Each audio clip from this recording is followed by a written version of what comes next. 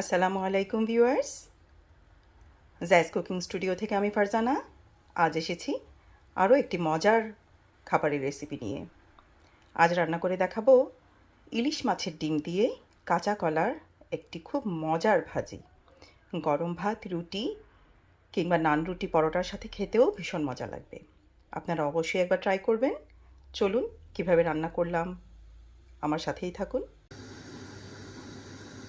খুবই মজার ইলিশের ডিমের এই ভাজি কাঁচা কলা দিয়ে করার জন্যে আমি এখানে 7-8টির মতো কাঁচা কলাকে একটু এরকম মোটা মোটা কুচি করে নিয়েছি ইলিশের ডিম, একটু বেশি করে পেঁয়াজ কুচিও নিয়েছি।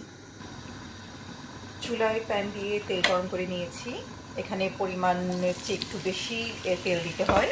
এই রান্নায় একটু তেলের পরিমাণটা বেশি লাগে যাতে রান্নাটা খেতে খুব মজা হয়। পেঁয়াজ কুচি দিয়ে দিলাম, একটু হালকা করে ভাজা দিয়ে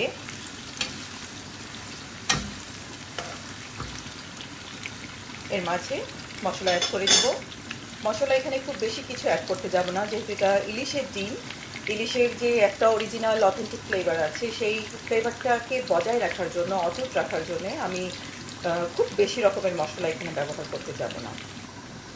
দিয়ে দিলাম 1 চা চামচ হলুদ গুঁড়া এবং 1 চা চামচ কাশ্মীরি লাল মরিচের গুঁড়ো। মরিচের ঝালটা আপনারা ইচ্ছা মতো কম বেশি করে নেবেন। কাশ্মীরি লাল মরিচে ঝালের পরিমাণটা কম থাকে, কিন্তু কালারটা থাকে খুব সুন্দর টকটকে লাল, তাই দেখতে ভাল লাগে, আবার ঝালটাও খুব বেশি লাগে না। মশলাটাকে কষিয়ে নেওয়ার জন্য সামান্য পানি অ্যাড করে দিলাম। এতে মশলার যে কাঁচা গন্ধ সেটা চলে যাবে আর খাবারটা খেতেও খুব ভালো লাগবে। মশলা ঠিক মতো কষানো হলে যে কোনো রান্নাই আসলে খেতে খুব মজা হয়। মশলাগুলো কষানো হয়ে গেছে, এ পর্যায়ে দিয়ে দিচ্ছি ইলিশের ডিমগুলো। এগুলোকে আমি আর কেটে দেইনি, এগুলো অ্যাকচুয়ালি ফ্রোজেন। এখানে তো আমরা ফ্রেশ ডিম পাওয়ার এখানে কোনো পসিবিলিটিই নাই। এখানে সব ফ্রোজেন ডিমগুলোকে দিয়ে দিলাম। ডিমগুলো হালকা করে একটু ভেজে নিয়ে তারপর আমি এগুলোকে এই খুন্তিটির সাহায্যে একটু ভেঙে ভেঙে দিব।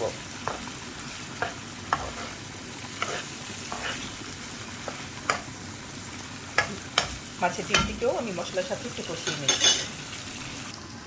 মাছের ডিমগুলোকে আমি খুন্তির সাহায্যে ভেঙে ভেঙে দিয়েছি।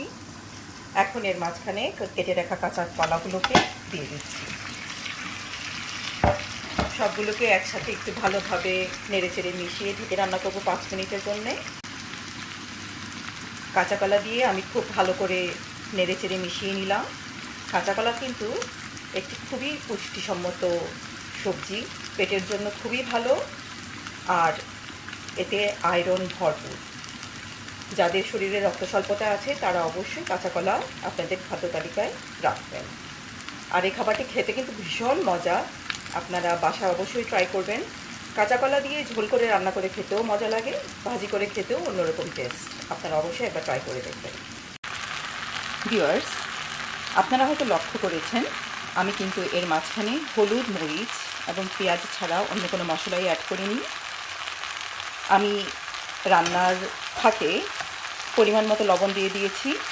আপনারা আপনাদের যতটুকু রান্না করবেন পর্যাপ্ত পরিমাণ লবণ আপনারা ব্যবহার করে নেবেন। আর মশলার ব্যাপারে যেটা বলছিলাম, এটা আসলে যে ইলিশ মাছের যে একটা অথেন্টিক ফ্লেভার আছে, এই ফ্লেভারটাকে ধরে রাখার জন্যেই অন্য মশলা আমি ব্যবহার করিনি, বাট পছন্দ আপনাদের নিজেদের। কিন্তু এভাবে যদি একবার ট্রাই করে দেখেন তাহলে বুঝতে পারবেন এটা আসলে খেতে কত মজা। রান্নার এই পর্যায়ে আমি দিয়ে দিচ্ছি কয়েকটা আস্ত কাঁচামরিচ, কেটে দিলাম না, আস্তই দিলাম একটু ফ্লেভারের জন্যে, কেটে দিলে ঝালটা যাতে ছড়িয়ে না যায়। ঢেকে রান্না করব আরও 5 থেকে 7 মিনিট। ফিরে আসছি 5 থেকে 7 মিনিট পরে। কাঁচা কলা অলমোস্ট সিদ্ধ হয়ে গেছে, অলমোস্ট না আসলে পুরোপুরি সিদ্ধ হয়ে গেছে বলতে পারি। আমার ভাজিটার আমি বেশিক্ষণ চুলা রাখবো না, চুলার আঁচটিকে একদম কমে রেখে আমি হালকা হালকা করে ভাজা ভাজা করে নিব, যাতে করে একটু লালচে আভা আসে, দেখতে ভালো লাগবে এবং খেতেও ভালো লাগবে। ঠিক এই পর্যায়ে আমি দিয়ে দিচ্ছি 1 থেকে 2 টেবিল চামচের মতো কাঁচা সরিষার তেল। এতে সরিষার তেলের যে একটা ফ্লেভার সেটা থাকবে খুবই অক্ষুণ্ণ এবং খাবারের মধ্যে একটা টুইস্ট দিবে, এবং বিশ্বাস করুন এটা খেতে অসম্ভব ভালো লাগবে। আপনারা একবার ট্রাই করেই দেখবেন। এখন ভালো করে নেড়েচেড়ে আমি ঢেকে দিচ্ছি আরও 2 থেকে 3 মিনিটের জন্য। কাঁচা কলা দিয়ে ইলিশ মাছের ডিমের ভাজি আমার অলমোস্ট রেডি।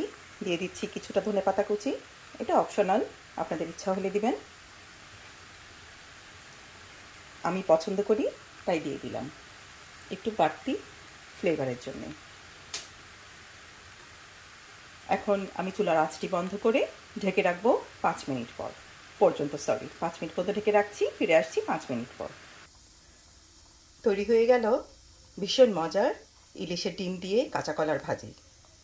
যে বাচ্চারা কাঁচা কলা খেতে পছন্দ করে না, তাদেরকে যদি এভাবে করে দেন, তারা খুব মজা করে খেয়ে নেবে। আশা করি আজকের আমার এই রেসিপিটি আপনাদের ভালো লেগেছে। ভালো লেগে থাকলে বাসায় অবশ্যই ট্রাই করবেন। কমেন্ট বক্সে গিয়ে জানাবেন রেসিপিটি কেমন লাগলো। আর আমার চ্যানেলে গিয়ে চ্যানেলটিকে লাইক, শেয়ার এবং সাবস্ক্রাইব করার অনুরোধ রইল। ফিরে আসবো আরেকটি রেসিপি নিয়ে। আসসালামু আলাইকুম।